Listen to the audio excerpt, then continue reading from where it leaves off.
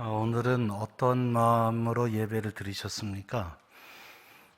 네, 저는 오늘 1부, 2부, 3부, 4부 예배 보면서 저만 그랬나요? 그냥 계속 울컥울컥 합니다.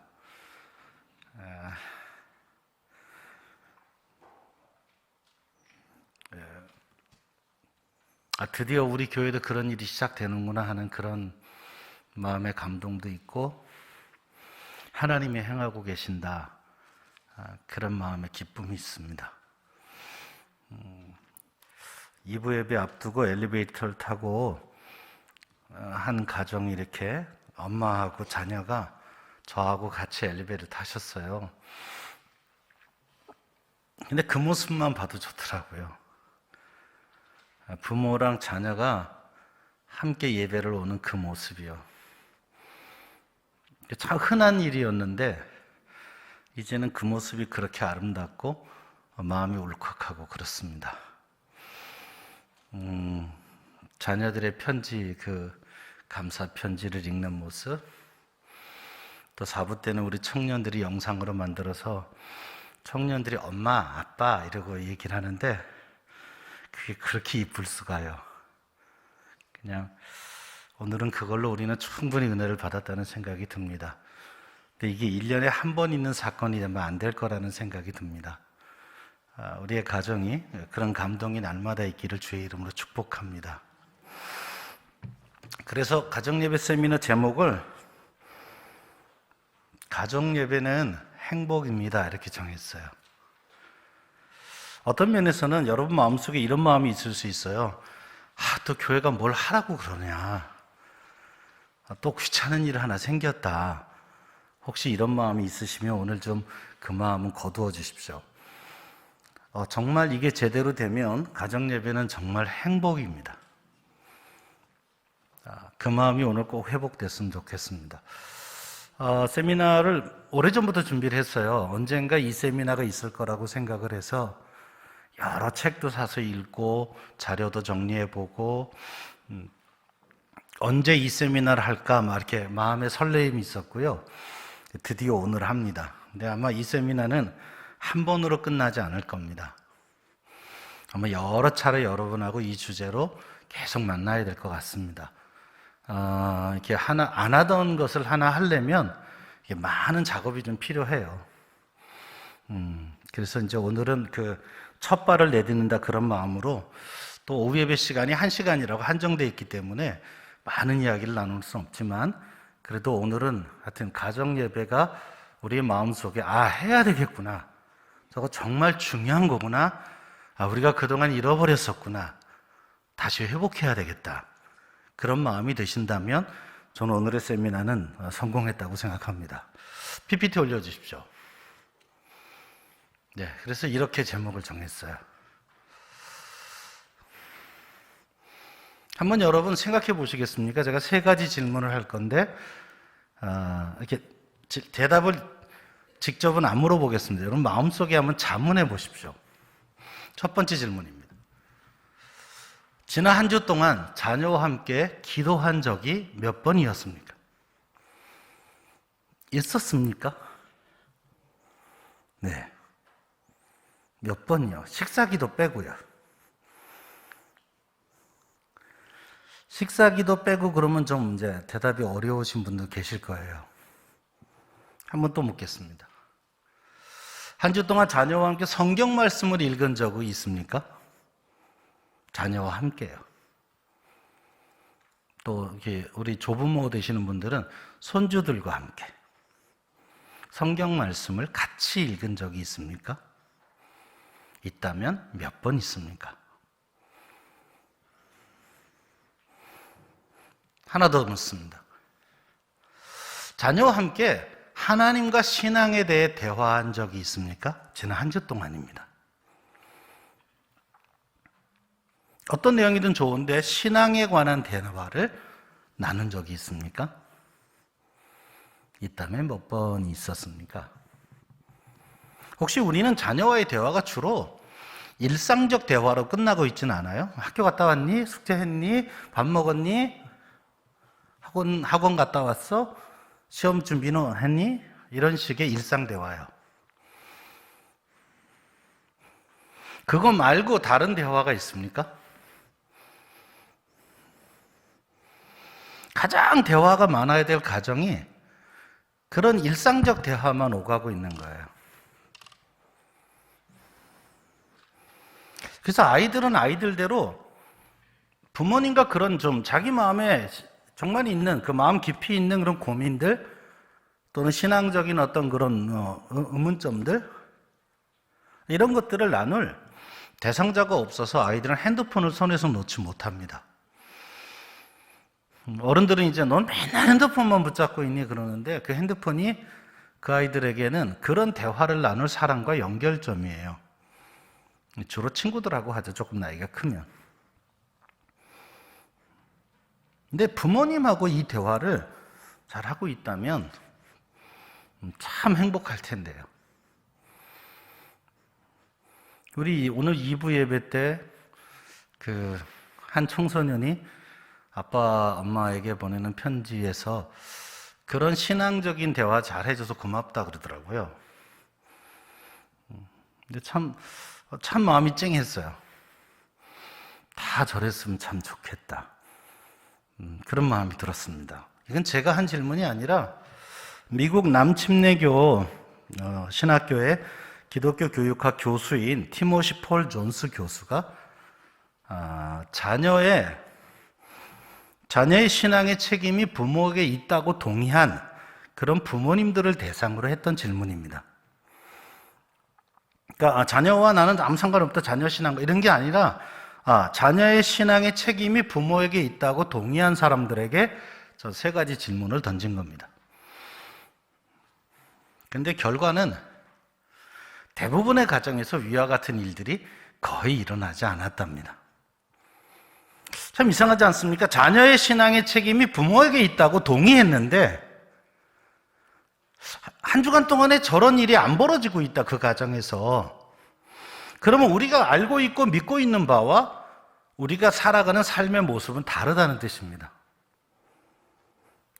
머리로는 자녀의 신앙 형성에 부모로서의 감당할 책임과 의무가 있다고 동의는 하지만 구체적인 실천은 없다는 겁니다. 마치 이런 거예요. 부부가 사랑하기 때문에 결혼을 했는데 결혼하고 나서는 사랑한다는 말을 서로 안 하고 있는 거죠.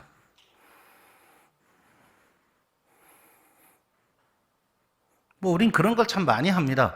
건강이 중요하다는 말을 늘 하는데 건강을 좋게 하기 위한 행동은 안 하는 거죠. 근데 이게 부모와 자녀 사이에도 이런 일이 그냥 일상적으로 그냥 막 시간이 가고 있는 거예요. 그렇게. 근데 그러다 보니까 어느새 애는 다 컸어요. 우리나라 기독교가 개발해서 가장 사회에 영향을 끼친 최고의 프로그램이 아버지 학교입니다. 이 아버지 학교가 기독교가 만든 프로그램인데 군부대도 하고 있고 공무원들도 하고 있고 일반 직장에서도 해요, 이 아버지 학교를. 근데 정말 놀라운 사실은 아버지 학교에 지금 참가하는 대부분의 사람이 50대예요. 40대만 와도 되게 젊고요. 50대가 주로 하신대요. 근데 애는 이미 다 커서요. 아버지한테 받을 상처 다 받았고, 그래갖고 수료식 날 회개만 한대요. 편지 읽으면서 여보 미안해, 애들아 미안하다. 그래갖고 다 나와서 한번 울고 이제 수료식이 끝나죠. 그걸 좀 일찍 했으면 얼마나 좋았을까. 애를 갖기 전에. 저는 이제 오래 청년 사역을 평생 하다 보니까 오래전부터 결혼 예비학교, 데이트 스쿨 이런 걸 청년부에서 했어요. 애들이 계속 데이트를 하고 있어요. 누군가를 만나고 헤어지고 만나고 헤어지고 계속 그러고 있어요. 근데 제대로 된 이성교제를 배워본 적이 없는 거죠. 그건 주로 어디서 배우냐면 드라마나 소설이나 영화에서 배우죠. 근데 결혼을 앞에 두고도 결혼식을 언제 할 거냐, 어느 예식장에서 할 거냐, 이런 거 주로 이걸 결혼 준비라고 하는 거예요. 근데 하나님이 말한 가정은 뭐고, 남편 되면 뭐냐, 아내 된다는 건 뭐고, 부부는 어떤 도리로 살아야 하나, 이런 진짜 중요한 건 안 배우고 결혼식을 해요. 그러니까 싸우죠, 맨날. 저한테 주례를 부탁한 애들은 제가 꼭 묻는 게 있어요. 나랑 6주 동안 결혼 예비 학교를 한다면 주례해준다. 근데 만약에 그거 안 하면 난 주례 못한다. 정말 바쁘면 하루를 다 내서 6강의를 하루에 다 해주마. 수강료 없다. 이게 나가 너희들에게 주는 결혼 선물이다 그래요. 처음엔 억지로 하는데 끝나고 그러면 다 고맙다 그래요. 그러니까 이게 부모도 부모가 되는 걸 배워본 적이 없이 부모가 된 거예요. 제가 읽은 책 중에 이런 책도 있습니다. 얘들아, 나도 학부모는 처음이야. 이 책 제목입니다. 학부모가 되는 게 뭔지를 배워본 적이 없는데 어느 날 학부모가 된 거죠. 근데 우리가 이제 그렇게 부모가 되고 막 세월이 막 가서 시간이 지나면 후회되는 게 참 많아요. 그래서 이렇게 손주를 보면 그렇게 이뻐하고 잘해주는 거예요. 정신없이 살다가 내 자식한테는 못해준 게 많아서 손주를 보면 이제 그때 못한 걸 손주한테 다 해주죠. 근데 손주를 보기가 어려우시죠. 요새는 일단 안 낳아줘서 손주 보기도 어렵고요. 또 낳아도 집에 잘 안 와요. 그래서 핸드폰에서 아주 애달게 아이고 얘야 막 이렇게 보는 거예요.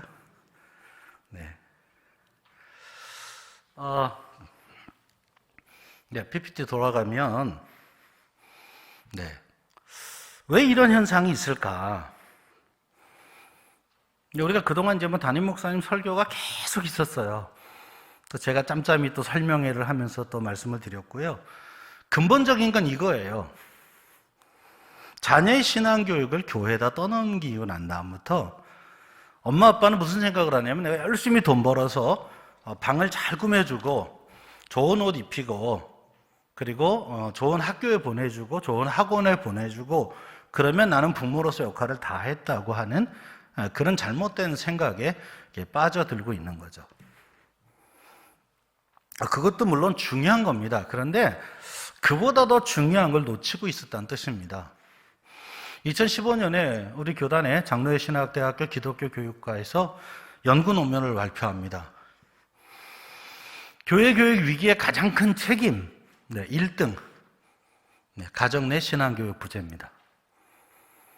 2등 부모의 세속적 자녀 교육입니다. 3등 부모의 신앙 저하. 1, 2, 3등이 다 부모와 관련된 거예요. 참 아이러니합니다. 나에게 있어서 신앙적 영향력이 가장 큰 존재가 누구냐라고 물을 때 부모라고 대답했어요. 근데 신앙교육이 안 되는 교회 교육에 가장 큰 위기를 촉발하는 분도 부모신 거예요. 그러니까 그만큼 부모의 역할이 중요하다는 뜻이고 또 가정이 신앙적 공동체로 회복되는 게 중요하다는 걸 저 설문은 이야기를 하고 있습니다. 가정은 신앙 공동체고 언약 공동체고 예배 공동체거든요. 그게 지금 이렇게 우리가 신성교회라고 모인 신성교회보다 더 우선입니다, 사실은. 가정마다 그게 잘 돼서 그런 가정들이 모였을 때 신성교회가 되는 거거든요. 근데 그동안 우리는 여기 모여서 하는 것에만 너무 많은 힘과 에너지와 노력을 했어요. 근데 여기서 모여서 잘 되기 위해서 먼저 해야 될 게 가정마다 하는 거거든요. 가정이 이게 잘 돼서 그런 가정들이 모여서 신성교회가 되면 신성교회에 모였을 때는 훨씬 더 좋아집니다. 근데 이제 그 기초 작업을 못 했던 거죠. 뭐 하는 가정이 있었습니다. 보면 이제 교회마다 그걸 열심히 이게 중요함을 이미 알고 엄마 아빠가 그 부분을 열심히 하는 가정들이 분명히 있습니다. 근데 그런 집의 아이를 보면 교회 학교에서 딱 눈에 보여요. 선생님이 특별히 손을 안 써도 걔는 그냥 잘해요. 왜 잘하냐면 집에서부터 그게 훈련이 돼 있어서 그래요. 근데 집에서 그걸 아예 안 하고 온 애는 벌써 예배부터 적응을 못 해요. 예배라는 게 굉장히 낯설은 거거든요. 그러니까 벌써 이제 선생님들이 힘들어하죠. 그런 애를 만나면. 부모는 가정의 신앙교사로서 그 역할을 하는 게 예쁜 옷 입혀주고 뭐 좋은 가방 사주고 하는 것보다 더 중요한 일이었는데 우리는 그 부분에 그렇게 중요성만큼이나 큰 힘을 쓰진 않았습니다. 그래서 믿음의 가정이 그냥 이래도 괜찮을까? 계속 그냥 그대로 놔둬도 되나? 큰 저는 아닙니다. 저는 목회자로서 그건 그대로 놔두는 게 직무유기라는 생각이 듭니다. 왜냐하면 성경이 그걸 끊임없이 강조하고 있는데 목회자가 교회에 나오고 있는 우리 성도들의 가정을 그렇게 돕지 않는다면 그건 직무유기죠. 그래서 뭐 계속 전 이 얘기하고 다닙니다. 뭐 신성교회에서만이 아니라 제가 담임 목사님들을 모아놓고 하는 뭐 한 4가지의 세미나가 있는데 거기서 계속 이야기를 하고 있어요. 담임 목사님들이 이거 회복시켜야 합니다. 아예 그냥 이제 그것이 제가 남은 목회 사명처럼 느껴집니다. 아니라면 어떻게 해야 할까? 하나씩 좀 정리를 해보겠습니다. 우리의 핵심 과제는 이거예요. 믿음의 부모 세대를 회복하는 거예요. 전 다음 세대 사역을 30년 넘게 하면서 참 여러 가지 시도를 해봤어요. 처음에는 아이들을 열심히 가르쳐 봤어요. 네, 전 그 유치부도 한 3년, 아동부도 한 3년, 중고등부는 20년도 넘게, 청년부 30년 넘게 계속 아이들에게 신앙적 영향을 주는 일을 해봤어요. 애들을 위한 집회를 하고 수련회 준비 때문에 정말 수없는 밤을 보내고 애들하고 제자훈련도 하고 애들 다 불러내서 뭐 새벽 기도회를 시키고 전 아동부 전도사 시절부터 아동부 성경학교 끝나면 3주 동안 아동부 특별 새벽 기도회를 했어요. 그 성경학교 때 확 불질러 놓고는 아무것도 없거든요. 그럼 그냥 애들이 다 까먹죠, 뭐. 그래서 아예 3주를 나와서 아침에 계속 청소년부 수련회 끝나면 또 3주 동안 합니다. 거기서 아이들이 바뀌고 그거 끝날 때쯤 되면 제자훈련반으로 다 연결해요. 그러기 위해서 이제 교사들 제자훈련 다 시키고 교사들에게 애들 몇 명씩을 맡겨서 또 학기 중에 계속 제자훈련 돌리고 수없이 했는데 분명히 아이들이 좋아집니다.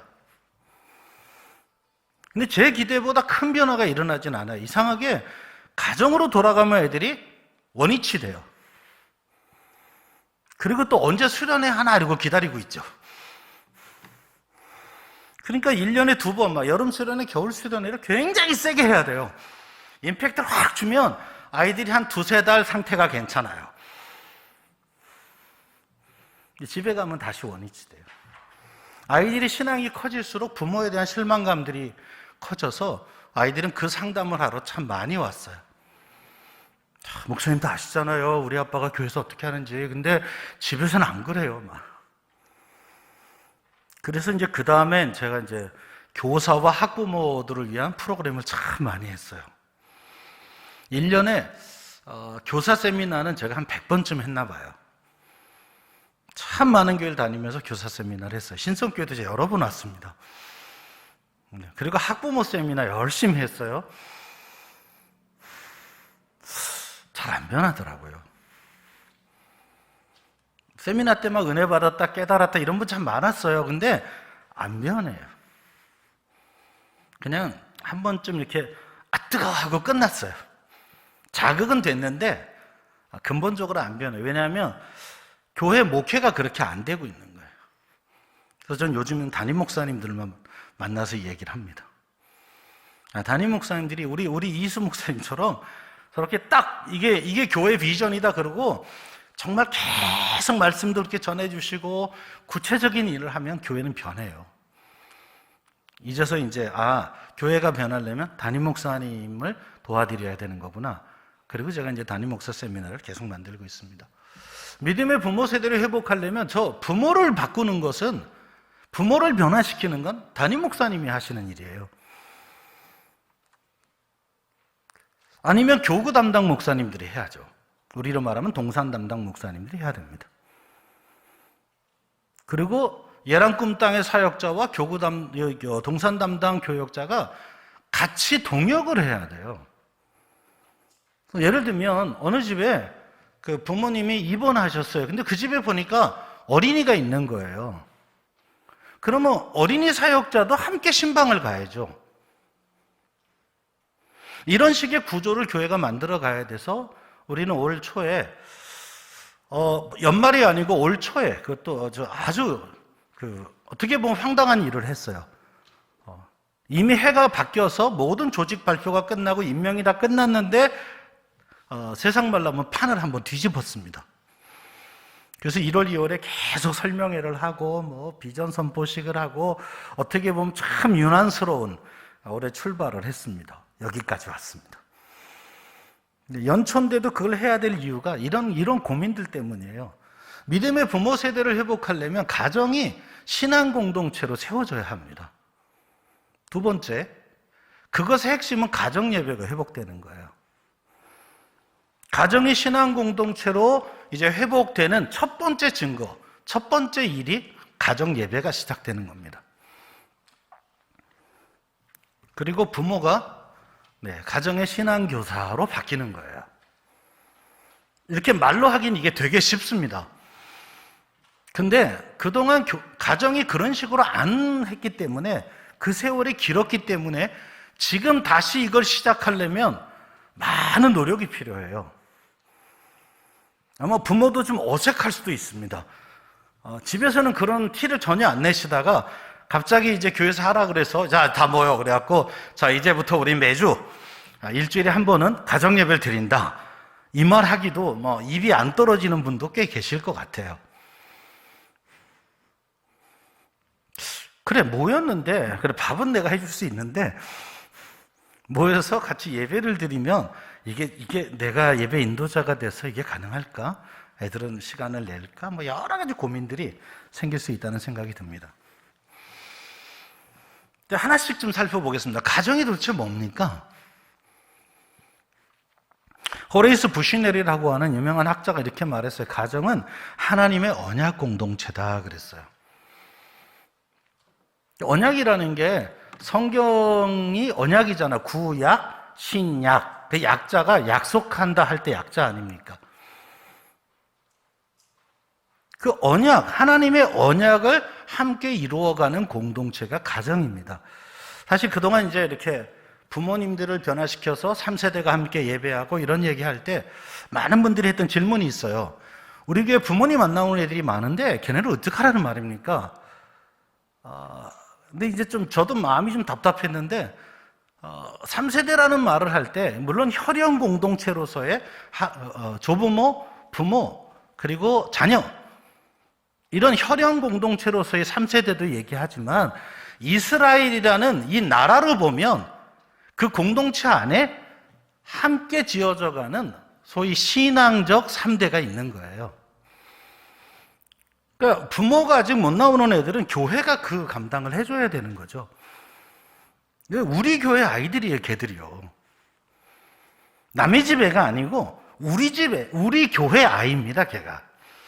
그러면 이제 우리 조부모나 부모들이 그런 아이들까지를 내 자식, 내 손주라고 생각을 하고 함께 책임지는 그런 믿음의 3대가 나와야 하거든요. 신앙 공동체의 3대가. 이것도 우리가 앞으로 해나가야 될 숙제 중에 하나입니다. 한번 아래 내용을 같이 한번 읽어보실까요? 초록색으로 된 부분. 시작.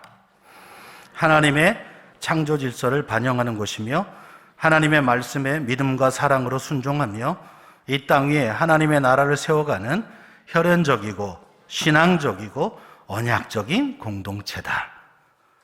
예, 저희 교회 와서 강의하셨던 우리 신영석 교수님 책에 있는 내용입니다. 하나님의 창조 질서를 반영하는 곳이고요. 하나님의 말씀에 믿음과 사랑으로 순종하는 곳이며 이 땅에 하나님의 나라를 세워가는 혈연적이고 신앙적이고 언약적인 공동체가 가정이다 그랬어요. 말을 좀 이렇게 학문적으로 정리를 해서 좀 어렵지만 그냥 이해는 되실 것 같습니다. 더 부연 설명은 안 하겠습니다. 그런 의미에서 가정 예배는 하나님의 명령과 축복의 현장이기도 해요. 여러분 요즘에 이렇게 한 집에 사는 가족끼리 일주일에 다 같이 모여서 밥을 먹는 일이 참 어렵죠. 뭐 애가 아주 꼬맹이면은 뭐 별 문제는 없고요. 근데 어느 정도 애가 커지기 시작하면 모든 식구가 시간을 맞춰서 같이 식사하는 것 자체가 보통 일이 아니에요. 그러니까 가족이 옛날 같은 그 가족의 사랑이 점점 옅어지는 거예요. 자꾸 만나야 되는데. 내 가정을 위해서라도 사실은 일주일에 한 번은 어떻게든지 시간을 맞춰서 같이 밥도 먹고 함께 노래도 부르고 함께 예배도 하고 이런 일들이 가정을 위해서도 너무나 필요한 일입니다. 교회가 시켜서 할 일이 아니라 우리 가정 공동체를 행복하게 만들기 위해서라도 꼭 해야 되는 일입니다. 그것이 가장인 믿음의 가장들이 해야 될 일이죠. 사실 아브라함과 조카 롯이 갈대아 우르를 함께 떠났었습니다. 하란에도 같이 갔습니다. 가나안도 같이 왔어요. 애굽도 같이 갔다 왔어요. 그리고 애굽에서 돌아올 때까지 늘 같이 있었습니다. 그러면 아브라함이 예배하고 제단을 쌓고 이거 다 봤어요. 조카 롯도. 근데 놀랍게도 창세기 13장 4절 5절에 보면 묘한 기록이 나옵니다. 그가 처음으로 제단을 쌓은 곳이라. 이게 이제 애굽에서 돌아오자마자예요. 가나안에 처음 도착했을 때 아브라함이 제단을 쌓았거든요. 예배가 시작됐다는 말입니다. 근데 애굽에 갔다가 다시 돌아와서 그 처음 단을 쌓았던 곳에 왔다는 말이에요. 근데 그가 거기서 여호와의 이름을 불렀더라 그랬어요. 이 말은 예배를 드렸다는 말입니다. 어떻게 보면 입주 예배죠. 뭐 이제 저기 이사 갔다가 다시 왔으니까 입주 예배를 한 거예요. 근데 아브라함의 일행 롯도 양과 소와 장막이 있으므로 그랬어요. 그냥 읽으면 쓱 지나가는 부분인데 자세히 읽으면 이런 말이에요. 아브라함은 가정에 예배 제단이 있었다는 거예요. 아브라함을 소개할 때는 예배 이야기를 하고 있고요. 함께 다녔던 조카 롯을 얘기할 때는 세상적 소유인 양과 소와 장막이 있었다 그래요. 롯을 설명할 때는 예배라는 단어를 쓰고 있지 않습니다. 쉽게 말하면 아브라함 집에는 예배가 있었고요. 롯의 집에는 예배가 없었다는 뜻이에요. 그런데 잘 아시다시피 이 이후에 둘은 헤어지죠. 그리고 아브라함은 언약의 자손으로 하나님의 축복 가운데로 한 걸음 한 걸음 나아갑니다. 근데 조카 롯은 땅을 나눌 때 저 요단 온들을 보니 물된 동산 같고 여호와의 동산 같았더라. 이 보는 안목의 차이가 있어요. 아마 지금 그 롯이 살아계시면 아마 그 땅투기 잘했을 것 같아요. 네, 땅을 보는 안목은 참 높았어요. 근데 영적인 안목이 없었어요. 그리고 장막을 옮겨 마지막에 어디에 정착하냐면 소돔과 고모라에 정착합니다. 그리고 잘 아시는 대로 소돔과 고모라는 멸망하죠. 근본적 차이가 아브라함의 생애에는 늘 예배가 있었어요. 가정 예배죠. 그때 뭐 제도적인 교회는 없었으니까요. 그런데 조카 롯은 그런 신앙인 아브라함과 늘 같이 다녔지만 그 가정엔 예배가 없습니다. 그리고 그들의 일생이 달라졌습니다. 그러니 하나님의 복된 백성이 된다는 건 제일 첫 번째 현상은 예배하는 백성이 되는 겁니다. 신앙의 첫 출발, 여러분 새신자가 교회에 처음 나오면 제일 먼저 뭐 하게 해요? 주일 예배를 드립니다. 그 다음에 새가족반을 가게 돼 있죠. 어린아이도 마찬가지예요. 예배를 드리는 거예요. 신앙인이 된다는 건 그럼 출애굽을 하는 목적도 내 백성들로 예배하게 하라. 모세가 가서 바로에게 하나님 말씀 전할 때 그랬잖아요. 내 백성을 광야로 보내라. 그들이 거기서 예배할 것이다. 근데 하나님 직접 말씀하신 거예요. 출애굽을 해서 제일 먼저 하나님이 요구하신 건 예배하는 공동체가 되는 겁니다. 그러면 믿음의 가정이라고 하는 가장 중요한 첫 번째 징후는 예배가 있냐는 거예요. 그 가정에. 주일날 여기 와서 각자 드린 예배 말고 가정 안에서 예배가 있느냐는 거죠. 세 번째, 신명기 6장. 우리가 그냥 아마 이제는 신명기 6장 그러면 그냥 머릿속에 여러분이 금방 다 떠오를 것 같아요. 특히 4절에서 9절. 네, 뭐 우리 목사님 제가 와서 몇 개월 설교 듣는 중에 예배 설교 시간에 저 신명기 6장 얘기가 안 나온 적이 거의 없었던 것 같아요. 그만큼 중요한 장입니다. 근데 거기서도 부모들은 자녀와 함께 예배하라요.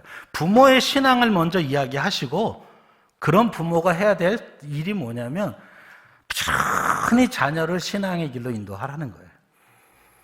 집에 앉았을 때든지 누웠을 때든지 뭐 그냥 그 상황과 여건을 가리지 않고 해야 된다는 거죠.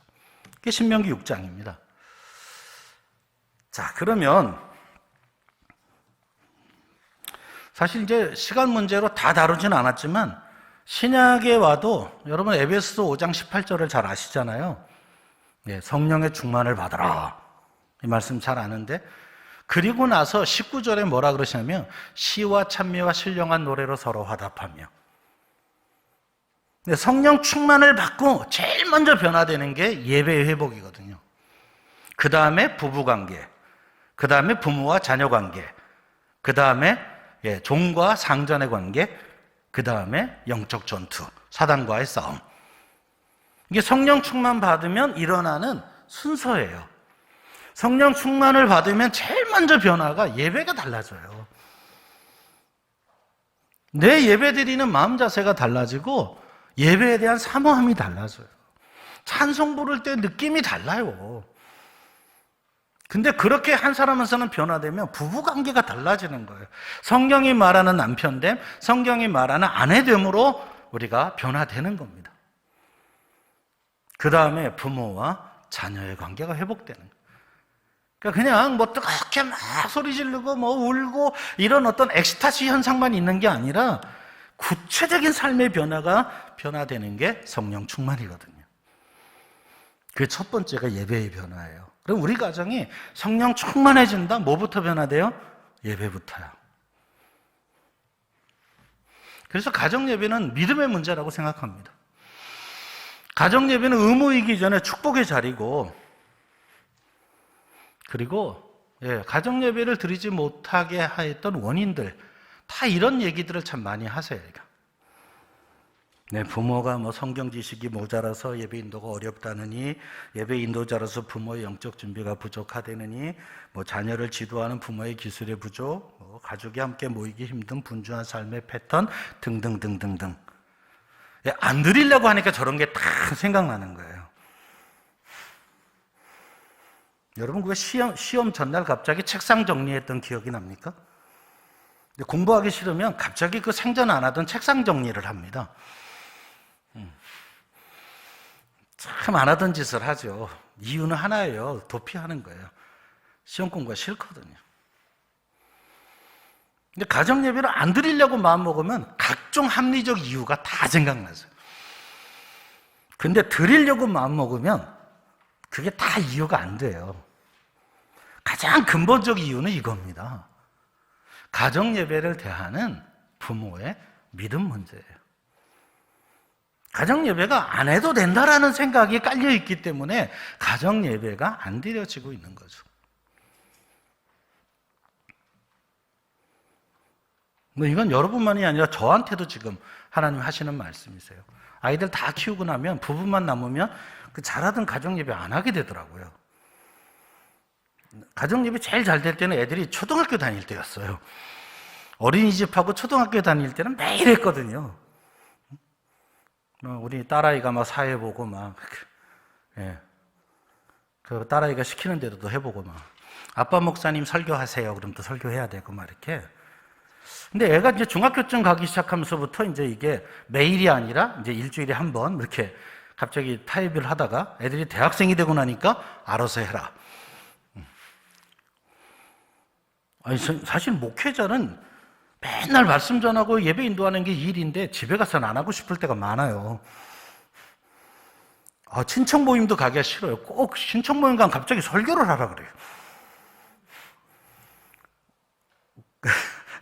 이 심정을 아시는지 모르겠어요. 그것도 미리 예고 방송도 안 하고 그냥 목사는 이렇게 누르면 설교가 나오는 줄 알고 이렇게 느닷없이 시켜요. 막 아이고 목사님 오셨으니까 예배 드리자고 막. 뭐 나의 전문성은 인정해 주는 건 참 감사한데 거기 가서도 또 일을 하고 싶지 않은 마음도 있어요.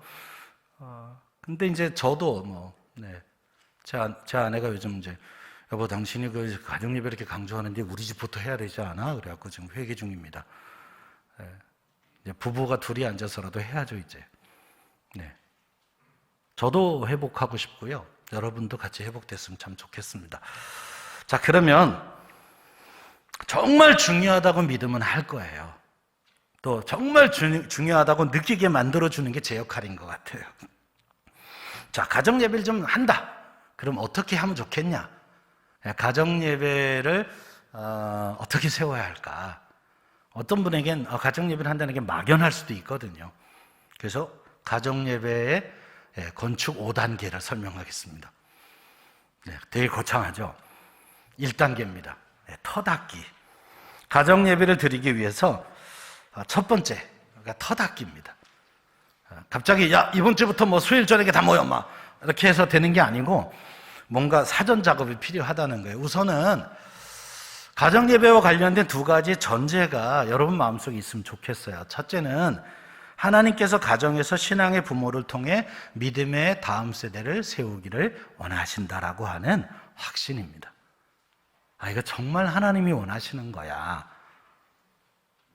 이 마음이 여러분의 이게 있습니까? 네, 아멘은 없었어요. 네. 지금도 부담만 되시는 겁니까?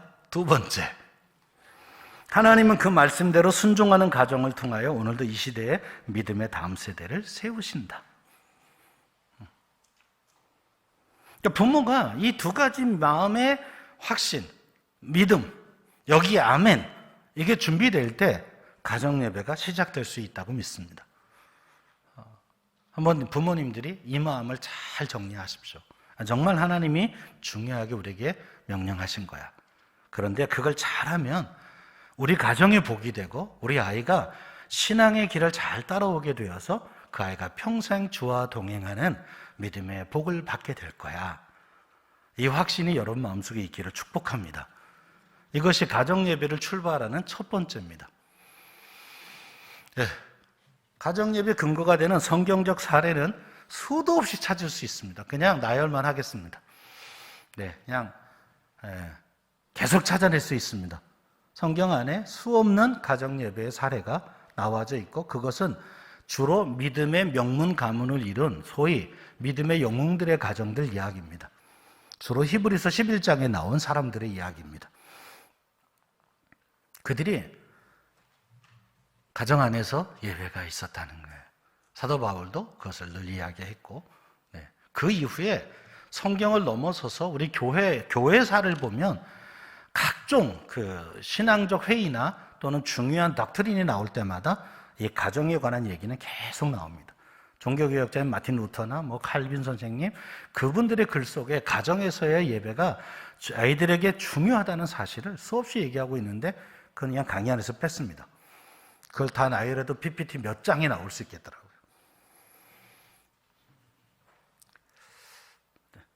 그래서 이제 좀 정리를 해보면, 부모의 회심. 이 얘기도 지난번에 한번 드렸는데, 부모는 2번 회심해야 된다. 첫째는 내가 예수 그리스도를 나의 주님으로 영접하는 개인적 회심, 구원을 위한 회심. 또 한 번의 회심이 필요한데, 내 자녀를 하나님의 말씀과 믿음으로 키우기를 하는 그 회심이 또 필요합니다. 옆집 아줌마의 정보나 학원의 정보가 아니고 내 자녀의 양육의 가장 중요한 원리는 하나님의 말씀이라고 하는 이 결정이요. 많이 흔들리세요. 이렇게 교회 한번 오고 이렇게 이런 세미나 하고 나면 마음이 좀 다져지다가 이렇게 내일 옆집 아줌마를 한번 만나시면 이렇게 다 이렇게 무너져요. 이렇게 누가 엄마 어제 우리 교회에서 이런 거 했는데 내가 다시는 이제 우리 애는 딱 믿음으로 막 주일은 꼭 예배드리게 하고 딱 믿음으로 키울 거야. 그러면 옆집 아줌마가 되게 안 됐다는 듯이 내려다봐요. 이렇게. 그리고 혀를 차기 시작해요. 어디 그래가지고 2호선 태우겠냐? 이 한마디에 다 무너지죠. 그렇게 마음 약해져가지고는 스카이 못 보내. 막. 그때 자신있게 외치세요. 우린 스카이보다 더 위로 보낼 거야. 우리는 헤븐이야, 헤븐. 그 스카이 가지고 지금. 여러분 지금 사실 뭐 해드릴 얘기가 참 많은데 이게 또 옆길로 가면 이게 오늘 세미나가 길어질 것 같아서 앞으로 대학 그렇게 중요하지 않아요. 아무리 얘기해도 부모님들 마음엔 그 불안감이 안 없어지나 봐요. 그냥 공부를 안 하는 애를 대학에 보낼 이유가 없어요.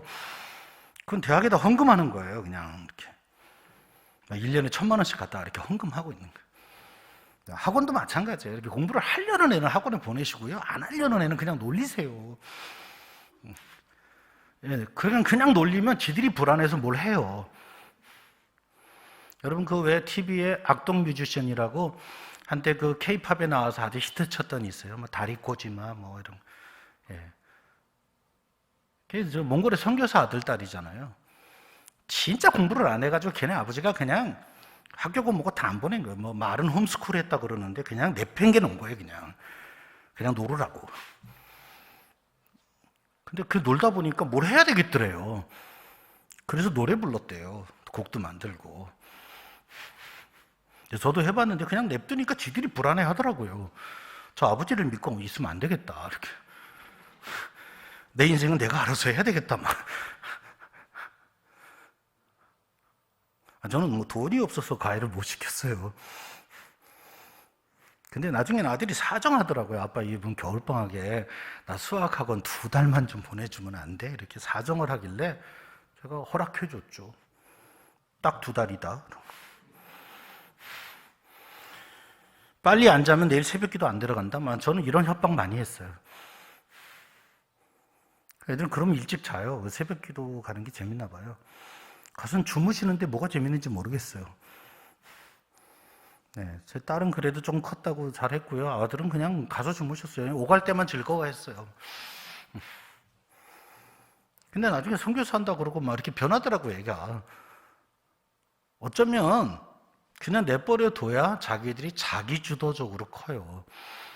근데 이런 걸 아무리 부모님들한테 얘기해도 부모님들이 이렇게 안 믿으려고 그러세요. 제가 젊을 때 이야기하면 다들 우리 집사님이나 권사님들이 늘 했던 말이 있어요. 에이그, 목사님들 애 좀 커봐요. 지금 어리니까 그런 소리 하는 거예요, 말을. 그런 땐 왜 목사의 말을, 하나님의 말씀을 안 듣는지 모르겠어. 자녀 교육에 관한 얘기를 하면 꼭 목사를 애 취급을 해요. 목사님 집에 애가 어려서 그래요. 아니, 제 경험을 얘기하는 제 생각이 아니고 성경의 이야기를 하고 있는데요.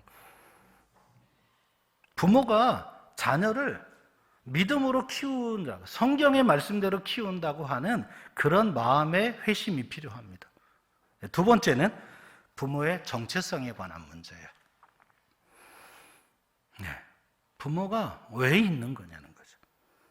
부모의 회심은 개인적인 신앙 고백을 넘어서서 가정의 신앙교사로서 자기의 정체성을 인식하는 겁니다. 하나님이 나에게 이 아이를 선물로 주신 것은 이 아이를 하나님의 자녀로 잘 키우라고 내게 부탁하신 것이다. 이 믿음이 부모에게 있어야 된다는 말입니다. 그래서 저희 교회가 비전 선포식을 하고 제일 먼저 시작한 게 행복한 부모 교실이었습니다. 이번에는 강요하지 않고 그냥 자원만 받았어요. 20명 이렇게 했는데 20명 채우려고 막 여기저기 전화해서 막 꼭 하셔야 됩니다. 막 이렇게 안 했어요. 그냥 할 사람만 합시다. 온라인으로 한다 그러니까 바로 숫자가 늘더라고요. 처음에 8명 입학 신청하셨다가 온라인으로 합니다. 그랬더니 14명으로 확 늘었어요. 근데 지금 14명이 얼마나 재밌게 하고 있는데 이 얘기는 안 해드릴래요. 약 오르려고. 14명 진짜 재밌게 하고 있습니다. 뻥 아닙니다. 그 14명에게 물어보시면 압니다. 하여튼 신청 안 한 분이 약 오를 만큼 재밌게 하려고 그래요. 앞으로도. 14가정이 바뀌는 건 아주 쇼킹한 일이에요. 14가정에서 부모가 마음의 준비가 돼서 자녀들과 정말 행복한 그 생활로 전환되기 시작하면 첫 번째 치고는 엄청난 변화입니다. 그래서 사이좋게 하라고 선물 박스도 보내드리고 그랬어요. 그거 받은 날 아주 단톡방이 되게 시끄럽더라고요. 처음 받은 분이 또 그냥 사진을 딱 올려놓으셨어요. 이런 게 집에 왔다 막. 안 온 집이 이제 왜 나는 안 왔지 막 우체국에서 뭐 온다는 문자가 그거였나? 뭐 이래가지고 그냥 하루 종일 선물 하나는 옛날 주소로 가버렸고요. 막 이렇게 그러니까 교회 주소가 등록이 이렇게 안 바꿔놓은 거죠. 근데 어쨌든요, 뭐 잘 찾아드렸어요. 근데 이런 재밌는 일을 계속 하려고 그래요. 그래서 정말 그 14분이 가정 안에서 진짜 변화를 경험했으면 좋겠어요. 내 부모됨에 대한 확신이 생기고 해서 그 엄마 아빠가 자녀들을 대하는 것이 달라지면 애들이 좋아해요. 네, 벌써 간증 올라왔어요. 엄마가 부모 교실 하니까 너무 좋다. 아마 간식 와서 그랬을 거예요. 네. 근데 어쨌든 부모가 변화되는 걸 아이들이 알아요. 옛날에 프로그램 이런 게 있었죠. 내 자녀가 달라졌어요. 내 아이가 달라졌어요. 근데 그보다 더 중요한 변화는 내 엄마 아빠가 달라졌어요. 선생님이 달라지고 엄마 아빠가 달라지면 아이는 달라집니다. 그러니까 출발이 거기에요. 우리가 그 출발을 하자고 지금 계속 이 노력을 하고 있습니다. 그러니까 부모의 변화가 가정 예배의 아주 중요한 출발점입니다. 이 두 번째 단계는 가정 예배의 기둥을 세우는 건데, 첫 번째가 자녀와의 관계를 이제 회복하는 겁니다. 언제부터 애들하고 대화가 잘 안 되시던가요? 좀 다 키우신 분들 한번. 말 잘 듣다가 언제부터 삐딱선을 타죠? 네, 여자아이와 남자아이가 조금 달라요. 남자아이는 일찍부터 삐딱선을 탑니다. 특히 엄마가 감당이 안 돼. 벌써 6, 7살 되면 엄마가 감당이 안 돼요. 얘가 와서 부딪히면 엄마가 되게 아파요. 이 머시마의 뼈는 좀 달라요. 이 딸내미하고. 근데 그런 애가 집에 둘이 있고 셋이 있으면 이제 엄마가 깡패가 돼가기 시작하죠. 야부터 시작해서 막 발로 차고 막 그 여리여리하던 엄마가 굉장히 강해집니다. 많이 웃으시는 분들은 집안에서 경험해 보신 분들이세요. 그래서 저는 아들을 둘 이상 키우는 집에 가면 늘 위로해 줍니다. 참 안 됐다, 막 이렇게. 특히 딸 없는 아빠는 저는 인생의 중요한 축복을 잃어버렸다, 막 이렇게. 근데 아들만 둘 이상인 엄마, 불교로 말하면 업보죠, 업보. 기독교는 그런 용어 없으니까 그냥 근데 어떡합니까? 주셨는데 어떻게든 키워야죠. 근데 이 아이가 그래도 한 8살, 9살까지는 그래도 좀 이렇게 엄마 말을 좀 무서워도 좀 하고, 또 한 10살쯤 되면 애가 이제 그때부터는 맘먹자고 덤비죠. 왜요? 이렇게 인상 쓰면서, 왜? 싫어! 안 해! 개그맨으로 유명한 이성미 씨가 이제 자식들 데리고 저 캐나다로 이렇게 이민을 갔는데, 아들 녀석이 그냥 하도 사고를 치는데 어느 날 막 마음에 부하가 치밀어가지고 이놈 새끼를 오늘 저녁 내가 승부를 본다. 그래갖고 그냥 그 아들 방에 문을 탁 열고 들어가서 말 자꾸 하면은 마음이 약해지니까 그냥 다짜고짜 오른손을 들어서 귀싸대기를 치려고 탁 때리는데 아들이 툭 잡더래요. 근데 꼼짝도 못 하겠더래요. 근데 하나님이 지혜를 주시더래. 너한테는 팔 하나가 남아있다.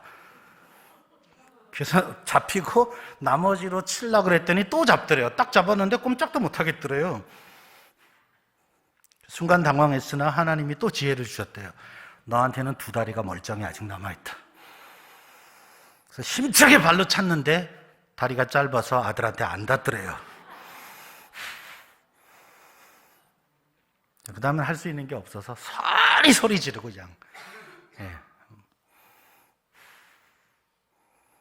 그분은 역시 그 개그맨들은 그렇게 슬픈 얘기를 재밌게 하세요. 근데 그러면서 이제 자식을 놓고 다시 생각했다. 내 힘으로 못 키우는 거. 이런 간증을 들었어요. 자녀와의 관계가요, 그렇게 쉽지 않습니다. 10살을 제가 왜 얘기했냐면, 아이가 10대로 들어가는 10살의 나이가 되면 자아가 이제 막 커요. 자기 생각이 생겨요.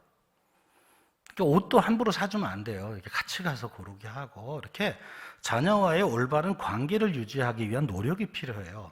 그때까지는 이렇게 잘 해주면 애가 순종적으로, 왜? 엄마가 이렇게 의존적인 관계였으니까 그런데 이제 커가면 대화법이 달라져야 되는 거예요. 근데 그걸 안 바꾸셔서 애들하고 이제 소통이 부재가 오기 시작해요. 뭐 윽박 지르고 이렇게 뭐 해! 막 이렇게. 뭐 야단치고, 뭐 어떤 때는 애가 좀 삐딱손 타는 것 같으면 이제 협상을 하시죠. 이번 시험 잘 보면 네가 원하는 뭐 사줄게. 아주 나쁜 케이스입니다, 이거. 자식하고는 이렇게 협상을 하는 게 아니에요. 딜을 하는 게 아니에요. 근데 이제 그런 방법으로 보통 하세요. 다들 그냥 뭐 이렇게. 이번에 시험 성적만 올라봐. 그냥 막 자전거 사줄게. 막. 근데 주로 성적과 관련된 데만 이렇게 보상금 막 이렇게 선물을 거시고. 근데 아니거든요. 성경적으로 올바른 관계를 유지하고 있나를 한번 생각해 봐야 돼요. 자녀를 노엽게 하지 마라. 이 에베소서 6장에 나오는 이 단어를 이해하세요? 자녀가 언젠가부터 노여움을 타요. 엄마 아빠가 얘기하면 이렇게 노여움을 타죠. 인상 팍 쓰고 문 팍 닫고 들어가고 막. 뭐 그런 예화도 있더라고요. 문을 꽉 닫고 들어가서 아버지가 그냥 문을 딱 뭐야! 그러고 그랬더니 쫄아가지고 아들이 그랬대요. 바람이 그랬어. 요때까지는 이제 아빠 힘이 더 셀 때고요. 지가 좀 더 세지면 그다음부터는 뭐 쾅 쳐닫고 문을 잠가버려요. 그때부터는 이제, 그래서 뭐, 그 청소년 사역 많이 하는 오선화 작가가 쓴 책이 내 아이가 방문을 닫기 시작했어요. 내 아이의 방문이 닫긴. 왜? 대화 단절이에요. 엄마 나가! 그리고 이제 대화 단절. 부모와 자녀 사이에 신뢰와 사랑의 관계가 회복돼야 합니다.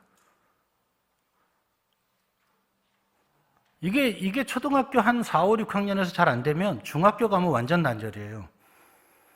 그래서 뭐 중2가 제일 무섭다 막 이런 얘기 나온 거예요. 중1만 해도 약간 그 아동부스러워요. 근데 중2가 되면 이제, 일단 대답을 안 해. 얘네들은 그냥 뭘 물어보면 그냥, 왜요? 뭐? 몰라요. 교육학교 선생님들이 옛날에 중등부가 제일 편했어요. 예전에. 요즘 중등부가 제일 어렵다 그래요. 도대체 애들이 말을 안 해.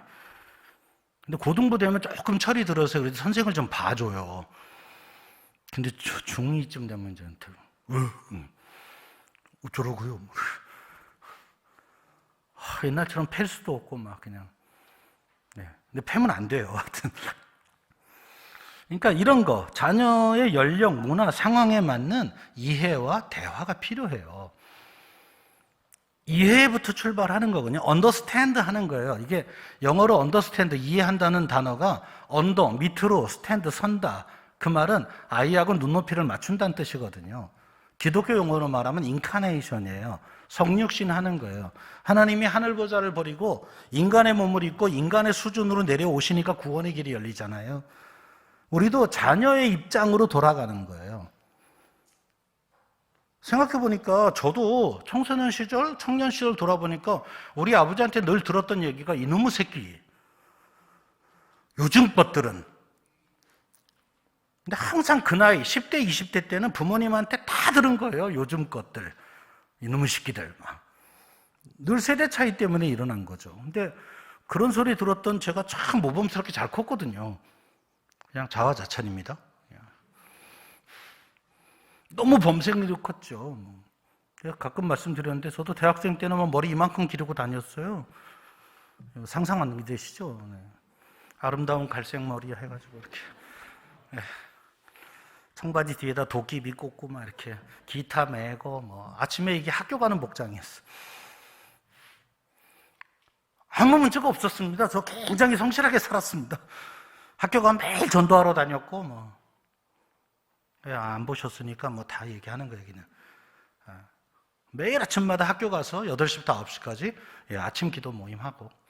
근데 우리 아버지가 본 저는 이제 막 저는 새끼 잘 때 내가 가위 가지고 그놈의 머리를 다 깎아버린단 말이에요. 그래도 차마 우리 아버지는 그래도 가위는 안 되셨어요. 그렇게 말만 하셨어요. 근데 그놈의 새끼가 어느 날 되니까 알아서 머리를 이렇게 공무원처럼 깎아요. 기다려주면 되거든요. 그게 문화예요, 그냥. 그때는 그 문화였어요, 그냥. 근데 아버지 때 문화하고 다른 거죠.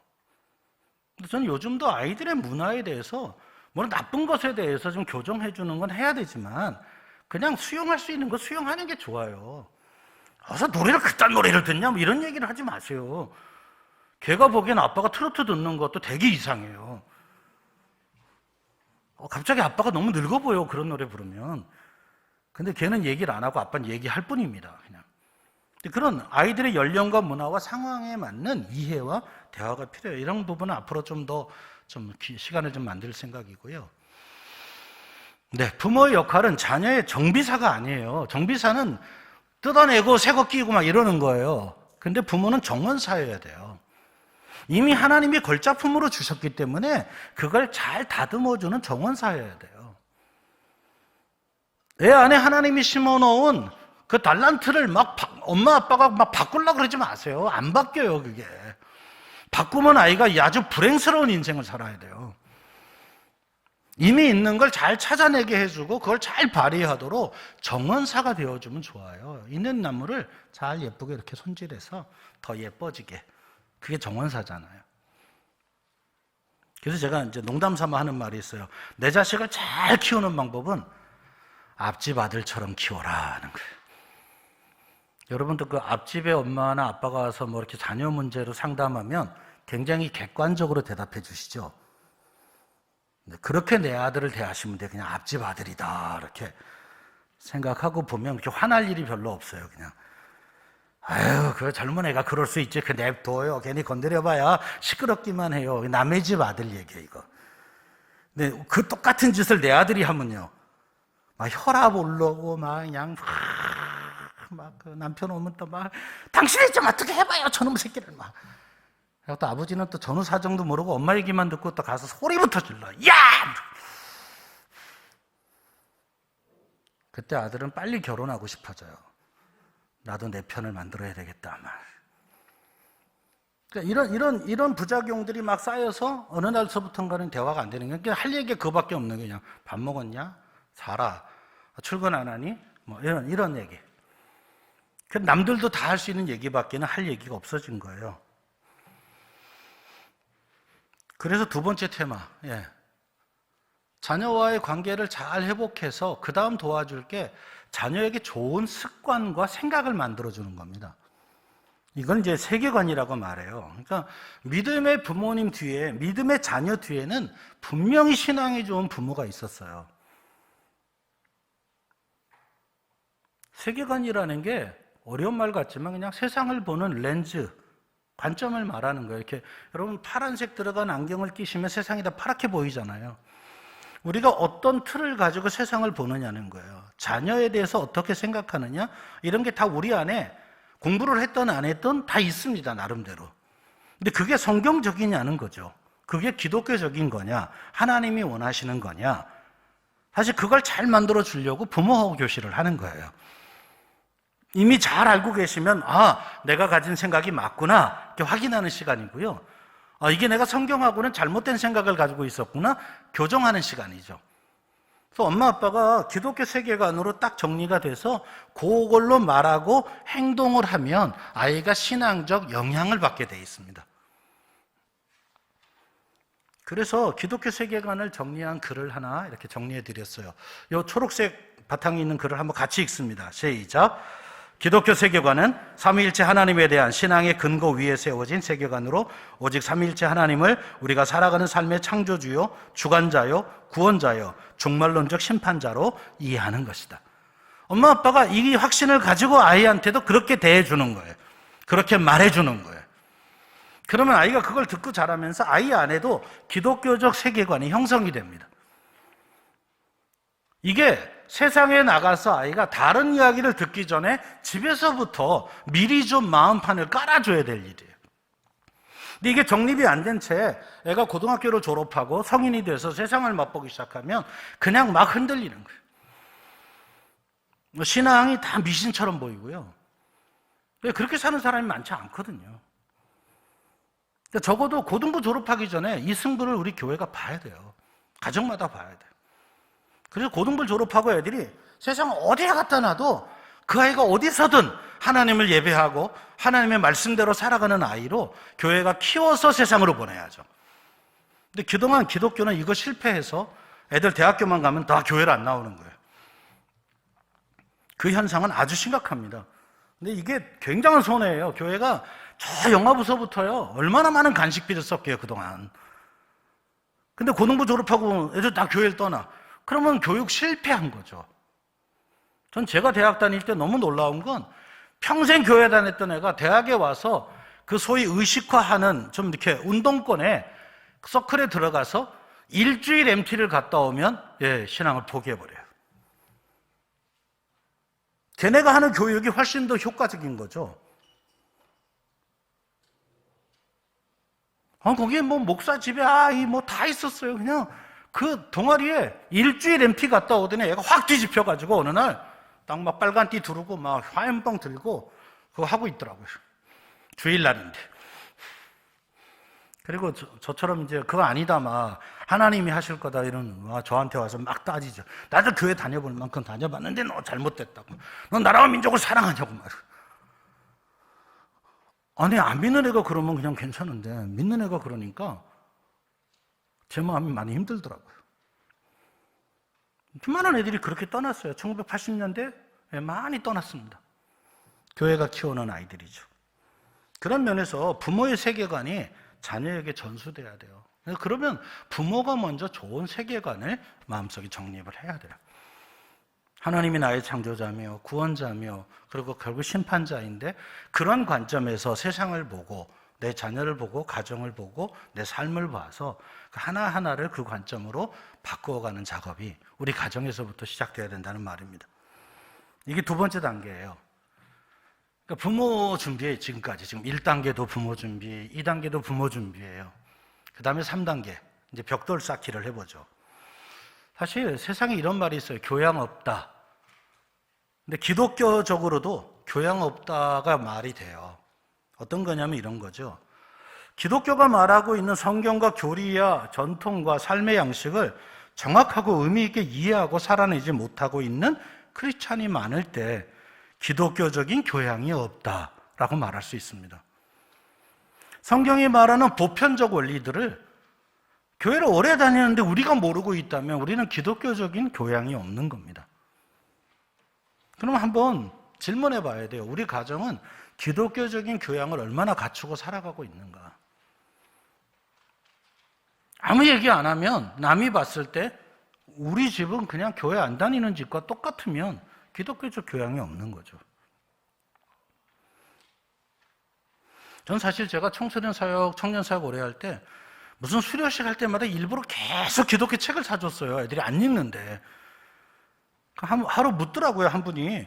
아니, 애들이 어차피 안 읽을 건데 왜 계속 그렇게 기독교 책을 사주냐고. 책 아니면 CD를 사줬거든요, 찬양 CD.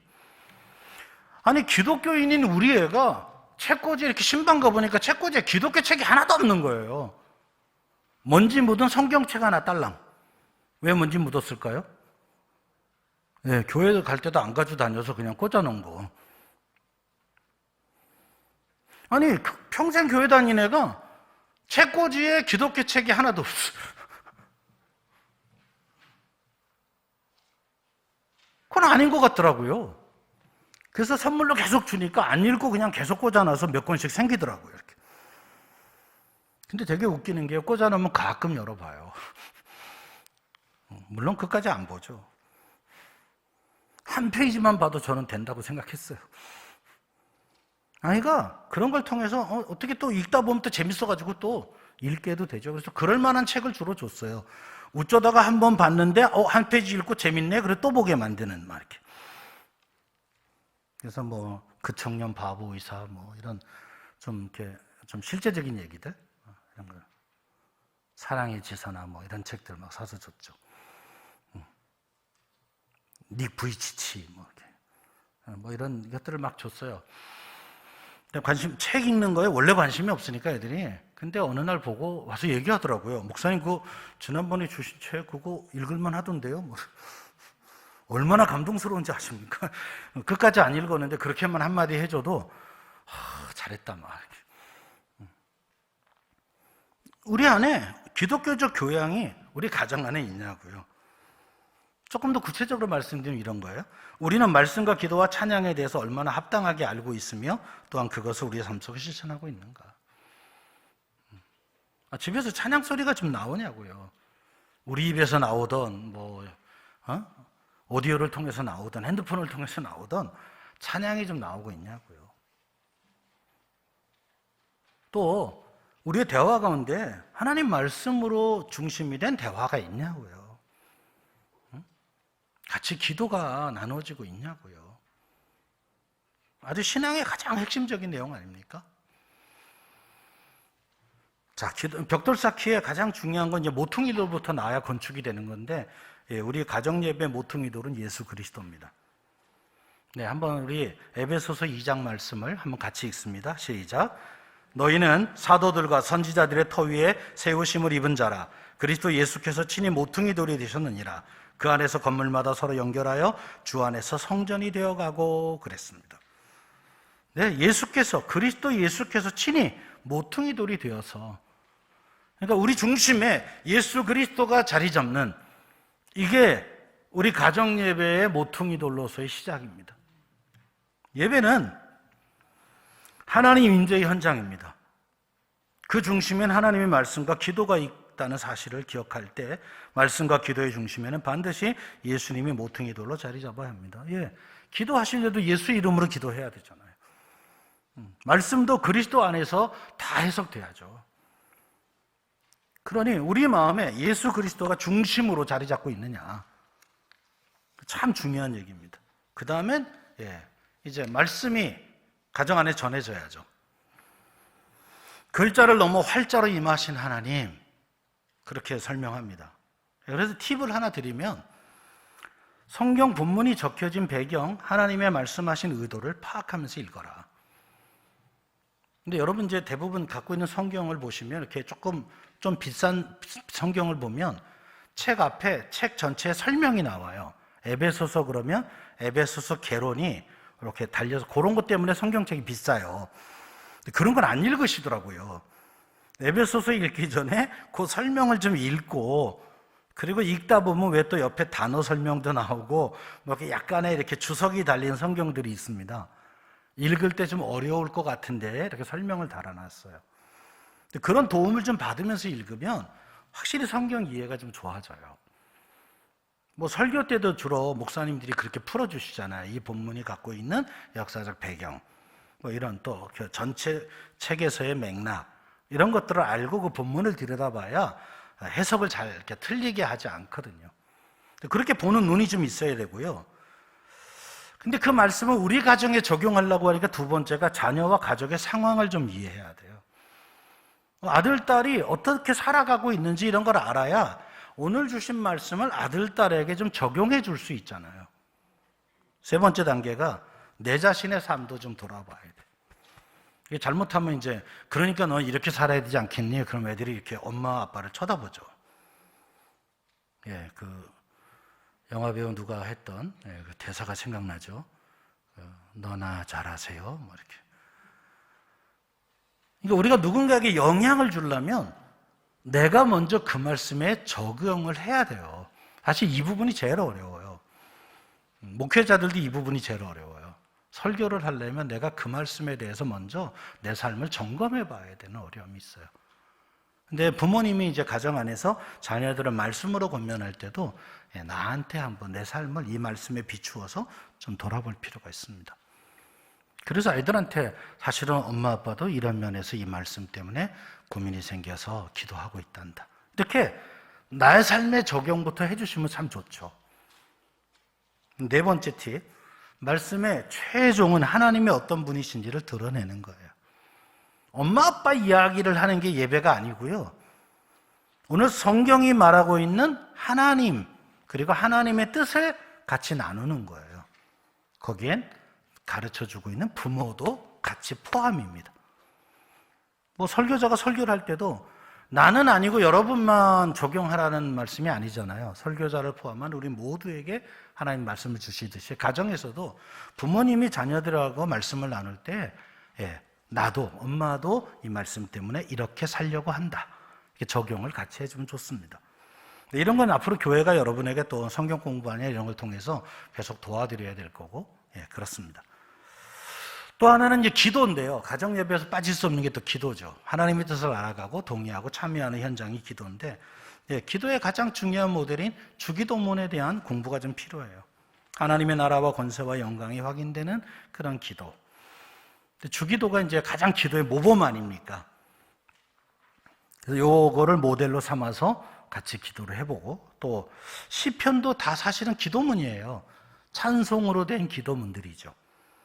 시편 기도, 삶 전체가 드려지는 기도인데, 시편 기도를 좀 정리하면 이렇죠. 우리가 살아가는 삶 전체가 기도의 내용이고 기도의 이유이고 기도의 현장이다. 우리에게 개인 기도뿐만 아니라 공동체적 기도의 모델이고, 또 하나님의 위대하심에 대한 찬양과 감사로 결론을 맺고 있습니다.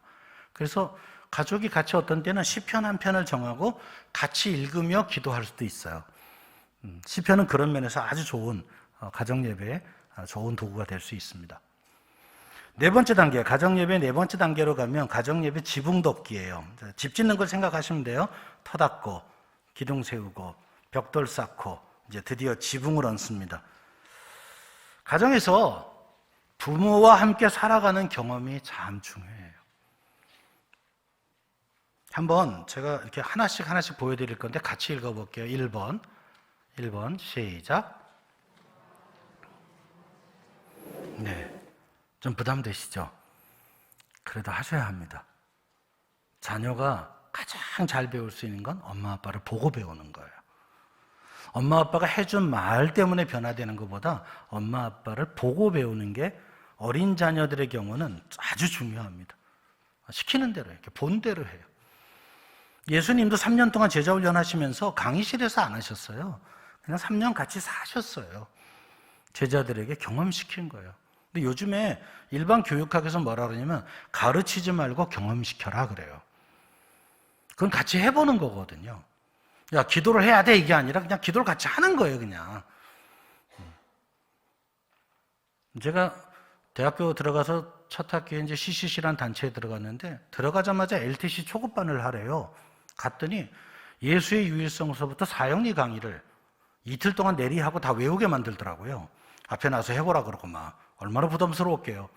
근데 그건 시작에 불과했어요. 셋째 날 되니까 캠퍼스로 나가서 전도를 하재요. 그냥 겁이 덜컥 났어요. 왜 교회에서는 그런 거 안 해봤어요. 근데 저를 가르친 간사님이 이러시더라고요. 야, 경화야, 너 여기서 봐봐, 내가 해볼게.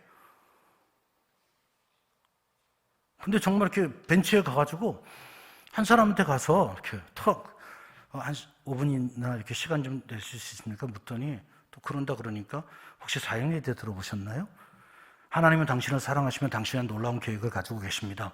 요한복음 3장 16절에 하나님 이렇게 말씀하셔서 형제님이 한번 읽어보실래요? 말해가지고 한 5분 10분을 쫙 하는데 영적 기도를 따라 하길래 제가 속으로 뭐라 그랬냐? 에이, 짜고 치는 거지 저거. 갔다 오더니 봤냐 그러더니 야, 저기 있는 사람은 네가 해봐 그러더라고요.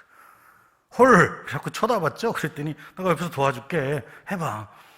그래서 이제 더듬더듬 가서 시간 좀 되세요? 막 이렇게 어리버리하게 가가지고 사형리에 대해 들어보셨나요? 막 해가지고 해봤어요. 막 덜덜 떨면서 막 했다. 가다가 막히니까 요한복음 3장 16절 옆에서 막 얘기해줘서 이렇게 했어요. 근데 영적 기도를 하는 거예요.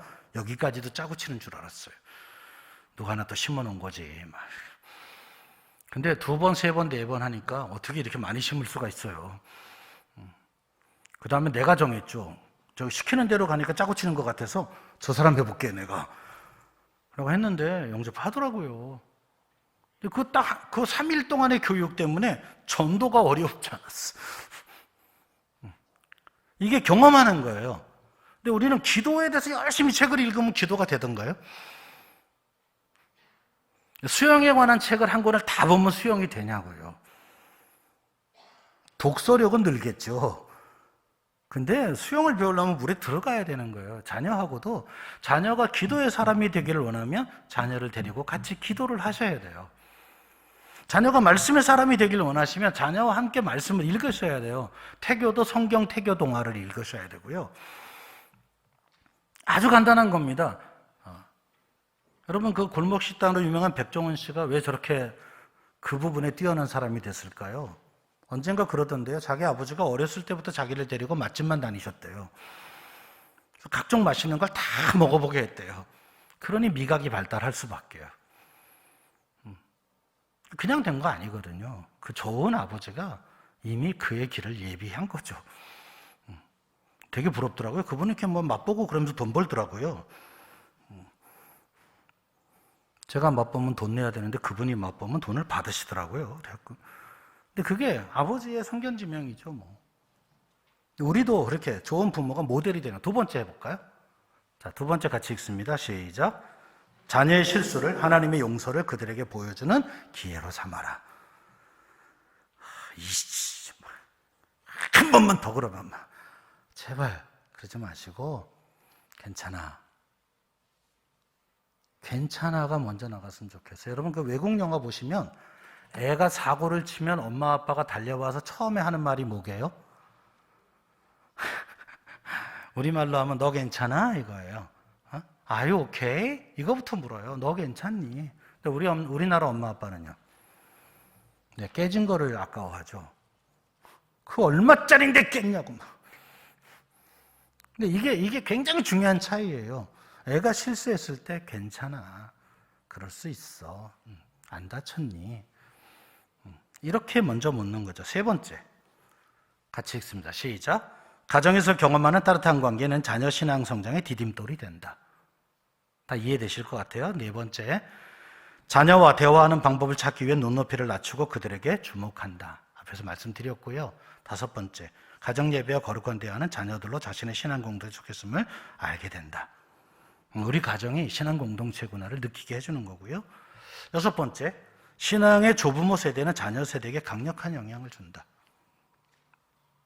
네, 여기 조부모님들도 정말 조부모님 한마디 한마디가 아이들에게 큰 영향력이 있습니다.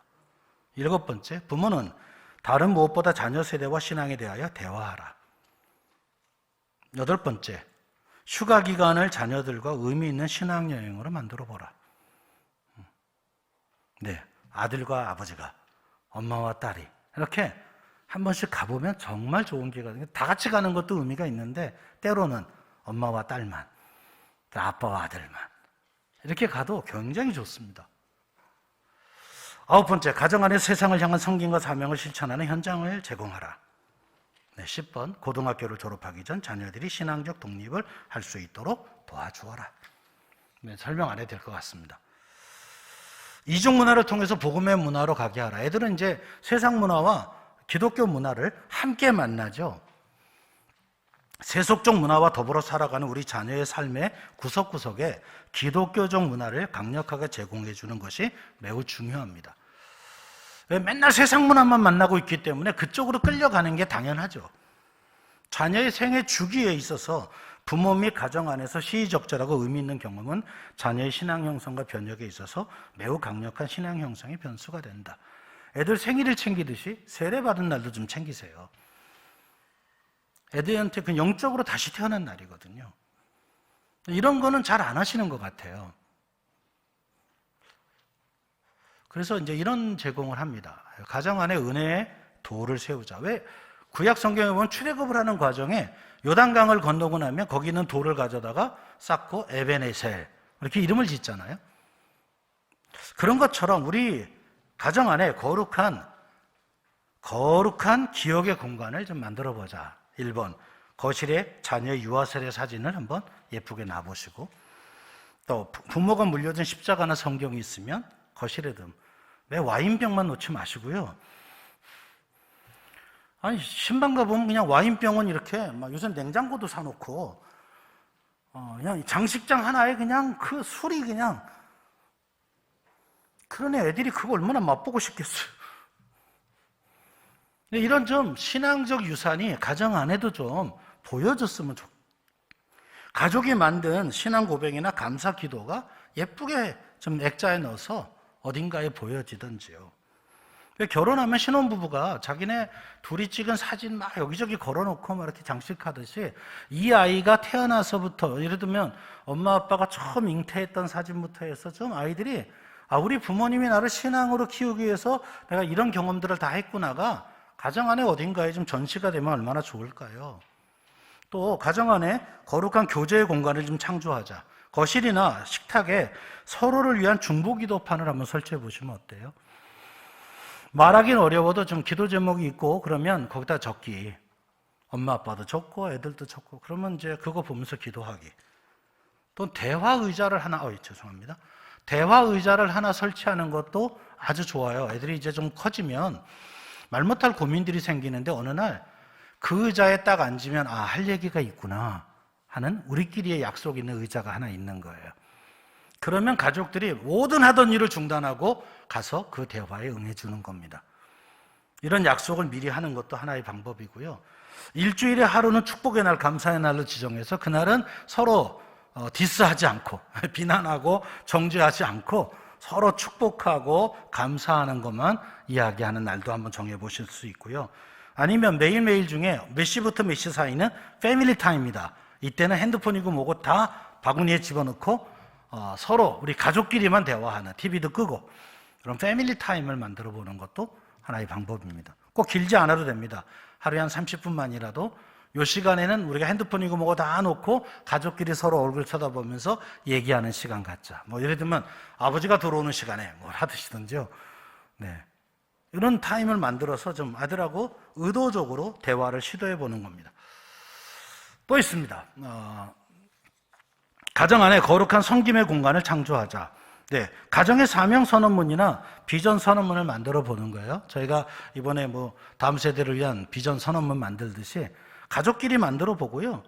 그 안에, 그 내용 안에다가 가족끼리 어떻게 섬길 것인가 내용도 좀 들어가고, 예를 들면 엄마가 설거지를 시작하면 우리는 다 같이 달려든다. 이런 게 있으면 좋겠어요. 아니면 서로 교대로 한다. 이런 가족끼리 약속이 들어있는 거죠. 근데 서로 가족끼리 섬기는 거를 경험해 보면 다른 사람, 친구를 섬기는데도 마음이 생겨요. 왜? 섬겨보고 섬김을 받아보니 이게 인간관계가 얼마나 중요한 일인가를 알게 돼요. 그러면 친구하고도 그런 관계를 설정할 수 있고요. 도움이 필요한 사람에게 섬김을 할 수 있습니다. 이게 확대되면 열방을 향한 섬김도 가능하죠. 그런 걸 집에서부터 경험해 보는 겁니다.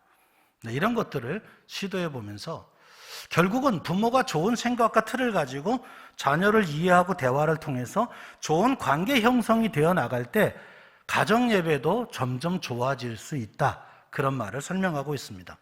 마지막 단계에 가서 우리 집안에 맞는 가정 예배를 디자인하기예요. 우선은 예배의 본질을 우선적으로 고려하십시오. 하나님의 은혜가 잘 드러나는 가정 예배인가? 두 번째, 예배에서 드러난 은혜 앞에 가족 모두가 합당하게 응답하고 있는가? 말씀을 서로 나눴으면 그 말씀대로 살고 있는가? 이런 것들을 보시면 좋겠고요. 가정 예배를 통해서 은혜의 근원이신 하나님이 어떤 분이시고 하나님 우리를 향하여 어떤 마음과 계획을 갖고 계시는지에 대해서 조금 더 알게 되었고 이로 인해 하나님 앞에 감사할 수 있고 소망과 힘을 얻었다면 합당하게 가정 예배를 드렸다고 할 수 있습니다. 그래서 좀 체크 포인트를 알려드리면 핵심 요소가 꼭 들어가야 돼요. 말씀과 기도와 찬양입니다. 이 세 가지는 꼭 내용 안에 있었으면 좋겠습니다. 이거는 이제 앞으로 교회가 여러분에게 가정 예배에 대한 자료를 제공할 때 다 넣어서 여러분에게 안내를 해드릴 겁니다. 그래서 말씀은 하나님의 은혜를 드러내는 통로가 되고요. 기도와 찬양은 하나님의 은혜 앞에 우리가 드리는 합당한 응답이다. 이 내용은 교회가 앞으로 잘 만들어서 여러분에게 제공을 할 겁니다. 그 다음에 가족의 상황이 잘 반영되도록 하자. 그래서 1번, 가족의 연령, 신앙 수준, 삶의 이슈를 반영하자. 애들이 커가는 걸 늘 고려하자. 그 다음에 가족의 생일, 세례일, 시험기간, 어버이날, 사고, 재난, 특별히 축하할 일 등 이런 가족 안에 일어나는 대소사를 가정예배 시간에 다 좀 다루면 좋겠어요. 때로는 축하하고요. 때로는 위로하고요. 때로는 같이 기도하고요. 이렇게 하나하나 우리 아이들, 우리 가족 안에 일어나는 일이 가정예배에 있어서 다 다루어지는 주제들입니다. 그리고 중보기도를 요청한다거나 간증을 나누는 시간도 좀 가지면 좋겠어요. 지난주에 말씀대로 살아보고 같이 나눌 이야기 있으면 나눠볼까? 이것도 좋고요. 혹시 중보기도 엄마 아빠가 기도해 주기를 원하는 거 있으면 얘기해 볼래? 말하기 어려우면 중보기도 판에다 쓸래? 이렇게 해서 실제적으로 같이 기도하고 그러면 이제 기도한 내용 가지고 다시 대화할 수 있잖아요. 지난주에 기도 같이 했는데 그 일이 어떻게 진행되는지 나눠줄래? 이런 얘기가 가정 안에서, 그러니까 뜬구름 잡시 막 이렇게 나와 상관없는 이야기가 늘 있는 가정 예배가 아니라 나의 이야기가 있는 그런 가정 예배가 되면 좋겠다는 말입니다. 자, 이제 마무리를 하겠습니다. 그래서 디자인을 하는데, 예를 들면 이제 구성원의 나이나 상황과 신앙 수준에 맞춰서 가정 예배 내용이 달라질 수 있습니다. 근데 막 얘가 다 대학생 청년인데 막 이렇게 손 허리하고 율동할까 막 이런 거 넣으면 되게 어색하잖아요. 뭐 가끔 재미있게 해보면 괜찮은데 늘 이러면 수준이 안 맞잖아요. 그럴 때 막 오른손을 들고 찬양하고 막 이렇게 좀 애들 격에 맞아야죠. 좀 이렇게. 말씀 성정, 교회가 다 도와드릴 거고요. 스타일을 결정하는 거, 뭐 전통 예배를 할 수도 있고요. 큐티 나눔으로도 할 수 있고, 기도회로도 할 수 있고, 심지어는 뭐 오늘 주신 말씀 가지고 우리 드라마 한번 만들어 볼까? 이것도 가능하고요. 말씀 읽기와 토론, 간증과 기도 나눔, 게임과 활동, 가족 문화 활동 다 가정 예배 안에 녹여낼 수 있는 재료들입니다. 그래서 저는 가정 예배, 그러니까 옛날 생각들 막 구역 예배 하듯이 하려고 그건 안 하셨으면 좋겠어요. 막 중간에 게임도 들어가고, 자, 오늘 기도 누가 할까? 우리 게임 한번 해서 할까? 막 이렇게 재미있게 할 수 있어요. 좀 이따가 제가 그거는 영상으로 보여드릴게요. 역할 정하기를 이렇게 게임을 통해서, 자발적으로 하면 제일 좋고, 또 게임을 통해서 하고 제비뽑기도 할 수 있습니다. 자, 가정 예배를 위해서 이런 것들을 이제 앞으로 제공해 드릴 거예요. 네, 영상으로. 한번 조금만 맛보기만 하고 오늘 강의를 마무리하겠습니다. 우선 가정 예배에 대한 영상입니다. 이렇게 순서지도 있고, 또 가정 예배 송이라는 것도 있어요. 네, 이런 것들을 알려드리고 또 사용할 수 있게 해드릴 겁니다. 네, 한번 영상을 보실게요. 나 지금 숨어 있어. 왜냐고? 오빠가 화가 나서 쫓아오고 있거든. 조용히 해, 조용히. 우리 오빠 장난감을 내가 뚜둑 부러뜨렸어. 아니야. 일부러 그런 게 아니라고. 조용히 해, 조용히. 정말 실수한 거라니까. 걸려 넘어지다가 모르고 밟았는데, 하필이면 오빠가 제일 아끼던 장난감이 망가진 거 있지. 그래서 어떻게 하나 걱정하고 있던 찰나에 해마침 학교 끝나고 오빠가 방으로 들어오는 거야. 미안하다고 말하려고 했는데 오빠가 화가 엄청 많이 났는지 얼굴이 글쎄 울그락불그락, 눈이 이렇게 삐죽해져서 쳐다보기 시작하더니 야! 네, 오늘의 본문이 도피성에 관한 본문이어서 저렇게 이제 인트로를 하고 있는 거예요. 돌아와서 숨어 있어. 여긴 어디냐고? 여기 너희들만 알고 있어. 우리 엄마 아빠 방이야. 여기 숨어 있다가 엄마 아빠가 오시면 도와달라고 할 거야. 억울한 상황을 다 이야기하고 싶어. 아, 맞다. 어떡하지? 가정 예배 시작할 때가 되었는데 친구들 조금만 기다려줘. 금방 해결하고 갈게. 알겠지?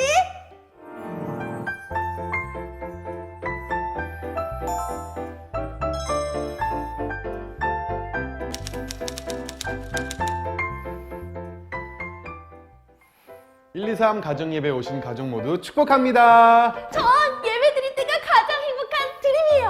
아휴, 늦어서 죄송합니다. 저는 가정예배 네, 이런 식으로 그냥 영상을 틀어놓고 가족들이 함께 가정 예배를 드릴 수 있는 자료들을 다 제공해 드릴 수 있습니다. 간략하게 자, 그리고 다음 영상 볼까요? 금토리 뽕뽕 금토리 팡팡 주의 사는 우리는요 금토리 뽕뽕뽕 금토리 팡팡팡 근데 어린아이들하고 주로 사용할 때 쓰는 꿈토리라고 하는 거. 뽕뽕팡팡 꿈토리 토리토리 꿈토리. 안녕 친구들. 꿈토리가 어제 숙제 다 했다고 거짓말을 했다가 아빠에게 혼이 났어요. 거짓말을 계속한다면 아빠는 더 이상 너의 말은 믿지 못해. 아빠의 무서운 한마디에 진심으로 잘못했어요 라고 용서를 빌었지요. 하지만 앞으로 제가 절대 거짓말을 안 할 거라고 생각하고 용서해 주신 게 아니라 제가 아빠의 말씀 앞에 엎드리는 마음으로 잘못을 인정했기 때문에 용서해 주신 거래요. 하늘에 계신 하나님 아버지도 똑같은 마음이시겠죠. 오늘은 하나님의 능력 앞에 두려워하라 라는 주제로 이야기를 나누어 보려고 해요. 말씀을 듣기 전에 우리 함께 요송으로 여여여. 네, 요송은 이런 겁니다. 성경 요절을 저렇게 노래와 함께 율동과 함께 외우는 그런 요송도 할 수 있죠. 형제들아 기뻐하라 온전하게 되며 위로를 받으며 막 저희가 사용하는 교회들 보니까 성경 암송대회도 저거로 하더라고요. 또 사랑과 평강의 하나님이 너희와 함께 계시리라. 고린도후서. 네, 시간이 너무 많이 가서요. 정리를 좀 하겠습니다. 우리 오늘 마태복음 7장 24절에서 27절 말씀을 읽었습니다. 네, 말씀을 듣고 행하는 자는 반석 위에 지은 지혜로운 사람이다 그랬어요. 가정에다가 적용을 하면 말씀을 듣고 행하는 가정은 반석 위에 지은 그런 가정이 됩니다. 여러분의 가정이 정말 행복한 그런 공동체로 그렇게 세워질 때 가장 중요한 건 모든 식구가 한 하나님을 나의 하나님으로 믿고 그 주신 진리의 말씀을 따라 살아가는 삶이 될 때 가정은 정말 행복한 공동체가 되어갈 수 있습니다. 저는 우리 신성에 있는 모든 가정들이 그런 말씀과 기도와 찬양이 있는 그런 가정 예배를 통해 좀 하나 되어지고 천국의 경험을 함께 누리는 그런 가정이 되기를 주의 이름으로 축복합니다. 기도하겠습니다. 하나님, 아침부터 일찍 주의 전에 나와 예배하고 오늘 특별히 다음 세대와 함께하는 참 복된 예배를 주신 것을 감사합니다.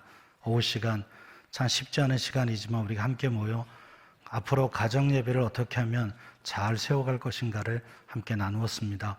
하나님, 여기에 모인 우리 목자와 교사들 또 중직자들의 마음속에 우리 가정에서부터 시작하는 그런 아름다운 출발들이 있게 해주시고 또 앞으로 교회가 가정마다 이 아름다운 가정 예배를 잘 드릴 수 있도록 잘 준비하고 또 제공하고 도와드리는 일을 교회도 잘해서 우리 교회와 가정이 함께 주의 나라 이루어가는 복된 연합이 되도록 도와주시옵소서.